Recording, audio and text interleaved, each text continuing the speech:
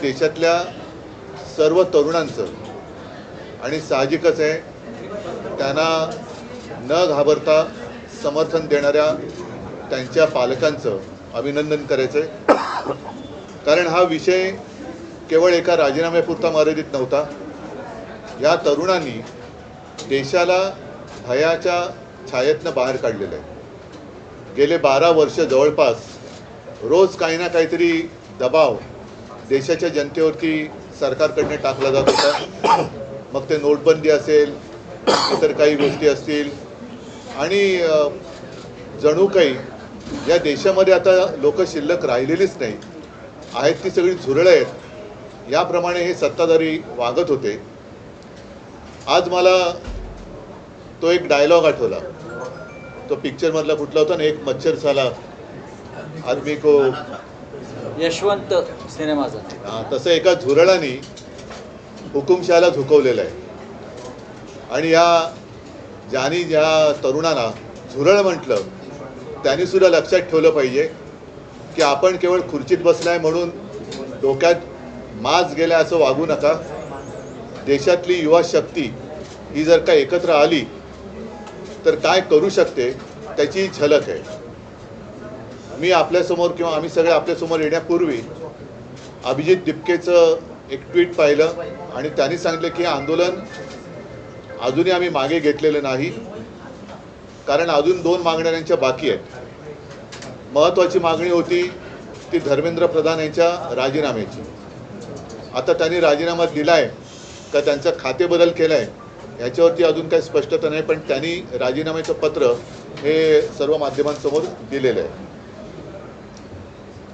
आता हे झाल्यानंतर याविषयी जे प्रश्न निर्माण झालेले आहेत त्याचं पुढे काय होणार, कारण या आंदोलनाच्या दरम्यान भाजप सरकारचा एक बिभत्स भीषण गुन्हेगारी प्रवृत्तीचा चेहरा हा संपूर्ण जगासमोर आलेला आहे।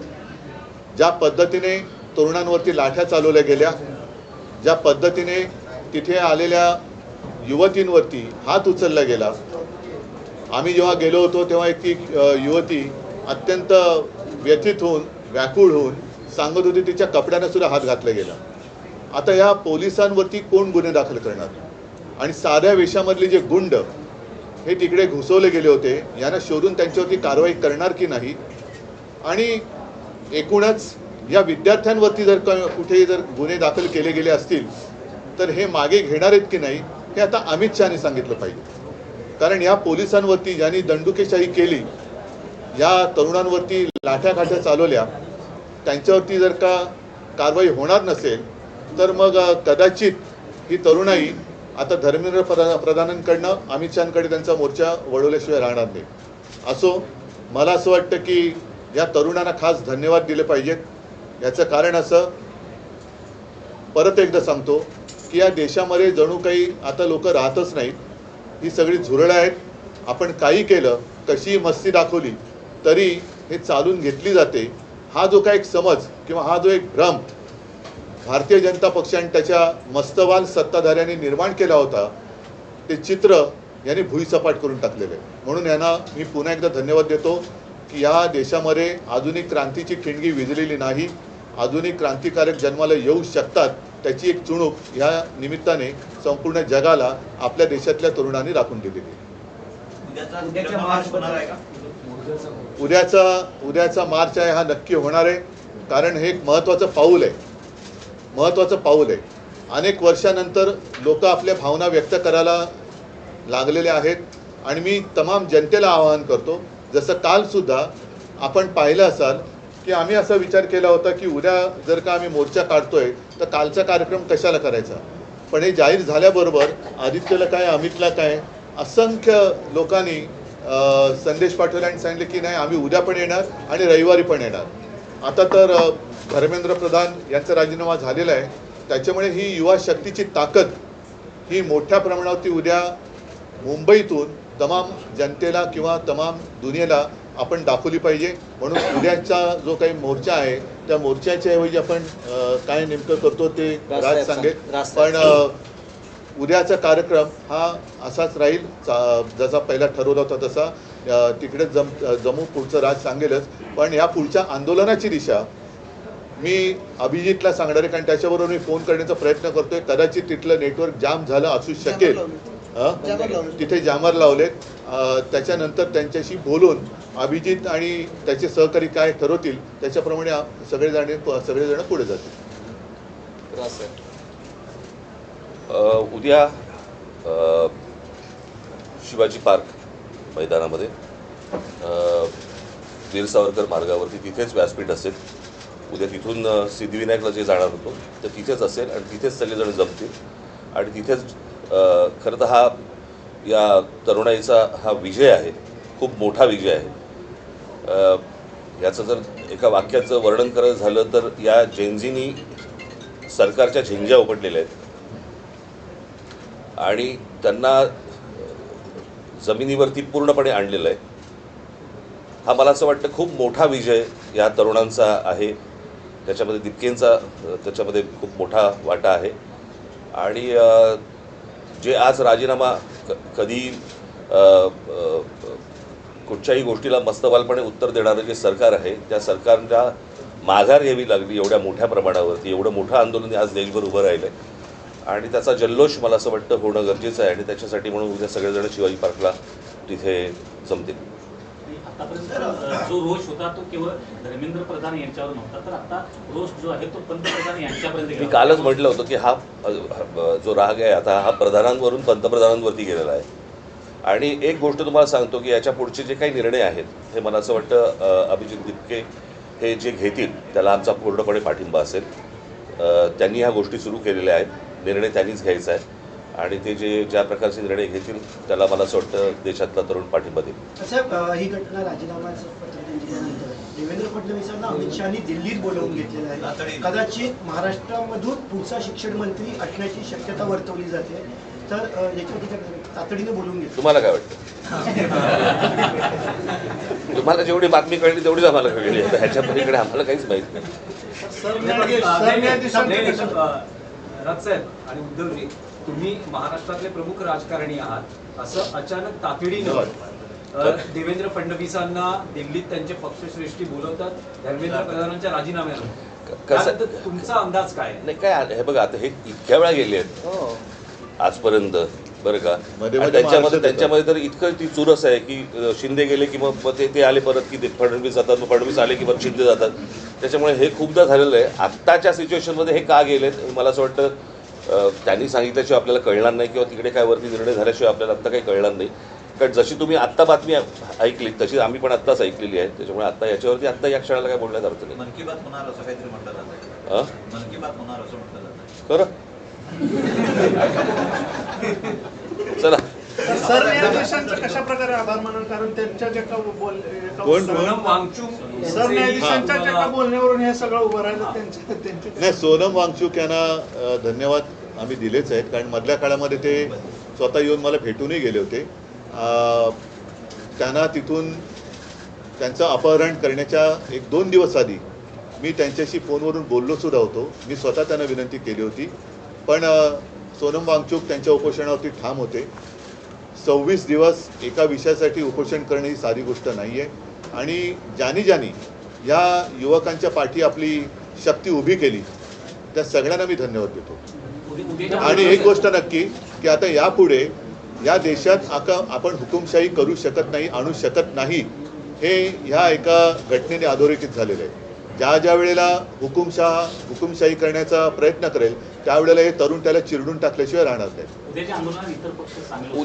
उद्या जो आम्ही सगळेजण तिथे आहे ते ह्या संपूर्ण तरुणांचं खऱ्या अर्थाने अभिनंदन करण्यासाठी म्हणून तो तिथे जल्लोष होईल.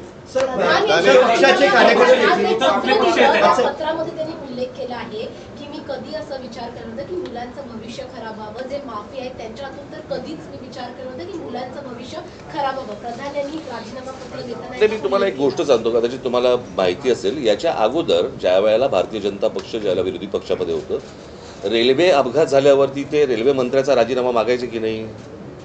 रेल्वे मंत्री बसला असायचा का ड्रायव्हिंग सीटवर? बरोबर की नाही? एक ड्रायव्हर असायचा ज्याच्या काहीतरी चुकीच्या गोष्टीमुळे रेल्वे अपघात व्हायचा आणि हे राजीनामा मागायचा रेल्वे मंत्र्याचा ना. त्याच्यामुळे त्यांच्या मनात काय आहे, ते शिक्षण मंत्री असताना किती वेळा नीटचा पेपर फुटला ह्याला काही महत्त्व आहे की नाही? ही पहिल्यांदा घडलेली गोष्ट नाही. आणि 21 मुलं आत्महत्या करतात, त्याचं पाप त्यांच्या डोक्यावर आहे. आज मी ज्या वेळेला तुम्हाला आठवत असेल, मला 16-17ची गोष्ट असेल ना, मी नरेंद्र मोदींशी मी फोनवरती बोललो होतो आणि फोनवरती बोलून मला असं वाटतं त्यावर पण प्रेस घेतली होती. त्यावेळेला मी सांगितलं होतं की मोदींना पण हे सांगितलं होतं, आज शेतकरी आत्महत्या करत आहेत, उद्या या पेपर फुटीमुळे विद्यार्थी आत्महत्या करतील. हे मी 2017-18ला बोललो होतो त्यावेळेला. आणि आज तीच परिस्थिती झालेली आहे. मला असं वाटतं या सगळ्या गोष्टींची जबाबदारी आता ऑस्ट्रेलियाच्या शिक्षण मंत्र्यांनी राजीनामा दिला, बरोबर आहे, त्यांच्या अधिपत्याखाली खाली असलेल्या कोणाची तरी त्यांनी त्यांच्याकडनं काहीतरी गुन्हा घडला आहे, परंतु जबाबदारी म्हणून त्यांनी शिक्षण मंत्र्यांनी राजीनामा दिला आहे. त्यांनी तेव्हाच द्यायला पाहिजे होता, इतका वेळ लावायची गरजच नव्हती. हे प्रकरण इतकं ताणलंच नसतं गेलं खरं तर. पण आम्हाला कोण काय करणार हे जे आहे हे या सर्व तरुणांनी सगळ्यांना रस्त्यावरती आणले. त्यात एक असं आहे की नरेंद्र मोदी ज्या समाज माध्यमांचा वापर करून नाही, 2014 दिनेश, सत्तेत आले, त्याच्यावरती त्याचंच माझं व्यंगचित्र होतं ना, परतीचा पाऊस. एकच नाही, सेकंद, पण यावेळेस इंस्टाग्राम सगळ्यात जास्त चर्चेत आहे. अहो, ही या नाही, मुलांना एक मिनिट. हे इंस्टाग्रामवरनंच मी काही प्रश्न हे मुद्दामून लिहून घेतले. हे आता शिक्षण मंत्री त्यांची जबाबदारी टाळण्याचा प्रयत्न करत होते. आता हे प्रश्न हे देशाच्या गृहमंत्र्यांना विचारले पाहिजेत, कारण दिल्लीचे पोलीस हे त्यांच्या ताब्यात आहेत, केंद्राच्या. म्हणून एक इंस्टाग्रामवरती मुलांनीच विचारलेले प्रश्न आहेत की पाण्याचे फवारे का वापरण्यात आले नाहीत दिल्लीमध्ये, खिळ्या असलेल्या लाठ्या का वापरण्यात आल्या, त्याच्यानंतर पेलेट गननी म्हणजे गोळीबार करण्याचा आदेश कोणी दिला, तरुण महिलांवरती पुरुष पोलिसांकडून मारहाण करण्यात येईल इतका बळाचा वापर का करण्यात आला, पोलिसांसोबत नागरी वेशातील काही पुरुष विद्यार्थ्यांना दंडुक्याने का मारत होते, बहुतेक पोलीस अधिकारी नावाच्या पट्ट्या का परिधान केलेल्या नव्हत्या, एका महिलेला मारहाण करताना दिसलेल्या वरिष्ठ पोलीस अधिकाऱ्यावर कोणती कारवाई करण्यात आलेली आहे, त्या दिवशी किती धुरांचे गोळे डागण्यात आले, हे त्याच्यानंतर ते काय करंट द्यायचं ते काय असतं, नाही दंडुके असतात ना ते, म्हणजे हे तुम्ही हे याचे प्रश्न याची उत्तर आता अमित शहानी दिली पाहिजेत. बॅरिकेडनं करंट लावले होते. आज सुद्धा तिकडे नागपूरमध्ये आमच्या एका युवती सेनेच्या कार्यकर्त्याला काल एवढ्या वाईट पद्धतीने मारण केले आणि तिथल्या पोलीस राजनीस तो विषय घेतला होता. तिथल्या पोलीस आयुक्तांचे संघाबरोबरचे संबंध आहेत. म्हणजे हे सगळे जे आहे आता हे टिकणार नाही. हा विषय आता ही लोक ही तरुण ऐकणार नाहीत. पण ह्या प्रश्नाची उत्तरं आता देशाच्या गृहमंत्र्यांनी दिली पाहिजेत. मी काल जे मी म्हटलं ना की विद्यार्थ्यांना शिक्षकांनी हात लावू नये, मारू नये. जर मारलं, हात लावला तर त्याच्यावरती शिक्षकावरती कारवाई होते. मग पोलिसांवरती का नाही? मग दिल्लीच्या पोलिसांवरती का नाही? खिळे लावलेले दंडुके घेऊन तुम्ही जर मारणार असाल मुलांना, वाटेल ते बाहेरची माणसं आणून तुम्ही जर समजा त्यांना बडवणार असाल, त्या पोलिसांपेक्षा हे आदेश कोणी दिले, हे असं करा म्हणून कोणी सांगितलं? जर शिक्षकांवरती कारवाईची जर समजा कायदा असेल तर अशा प्रकारे बरं त्यांनी काय केलं होतं पोरांनी की तुम्ही इतकं मारलं? आता तर काहीतरी म्हणजे जेवण बंद करून टाकलं होतं. इथपर्यंत गेलात तुम्ही. उद्धवजी पंतप्रधान आता इंस्टाग्रामवर जास्त लक्ष देत आहेत. सगळे मंत्र्यांना सांगितलंय. मला असं वाटतं, ऐका एक गोष्ट अशी आहे की स्वतःचं घरदार सोडून दुनियादारी करणाऱ्यांनी मरे घरी पण लक्ष देण्याची गरज आहे. स्वतःची घरं पण त्यांनी सांभाळण्याची गरज आहे. जाऊ रे, पुढचं मला काय बोलण्याची आवश्यकता नाही. इतर ज्या दोन मागण्या तुम्ही आता म्हणालात नाही, या त्यांनी केलेल्या आहेत आणि त्यांच्यासोबत आम्ही आहोत. देखील गुन्हे दाखल झाले, तसेच मुंबईला देखील गुन्हे झाले. तुम्ही पण ते मला असं वाटतं मी तरी एखादा कुठच्या तरी एक गोष्ट झाली. परंतु मी तुम्हाला एक गोष्ट सांगेन, मुंबई पोलीस आणि महाराष्ट्र पोलिसांचे मी आभार मानेन की त्यांनी उत्तम पद्धतीने संपूर्ण सिच्युएशन परिस्थिती हाताळलेली आहे. अशी कुठचीही परिस्थिती महाराष्ट्रामध्ये आज मुंबईत होत आहे, पुण्यामध्ये होत आहे किंवा इतरत्र कुठेही असा महाराष्ट्र पोलीस किंवा मुंबई पोलिसांकडनं गोष्ट झालेली नाही. मी खास करून त्यांचं अभिनंदन करेन की त्यांनी उत्तम प्रकारे त्यांची जबाबदारी पार पाडली. उद्धवजी, राहुल गांधींनी सुद्धा पंतप्रधानांच्या घरासमोर आंदोलन केलं होतं. त्यांच्याशी याच्यानंतर आज काय झालं, त्याच्यानंतर फोनवर काही बोलणं झालंय? नाही थांबा ना, आता एवढा मोठा विषय चल. आहे, तर- चल धन्यवाद.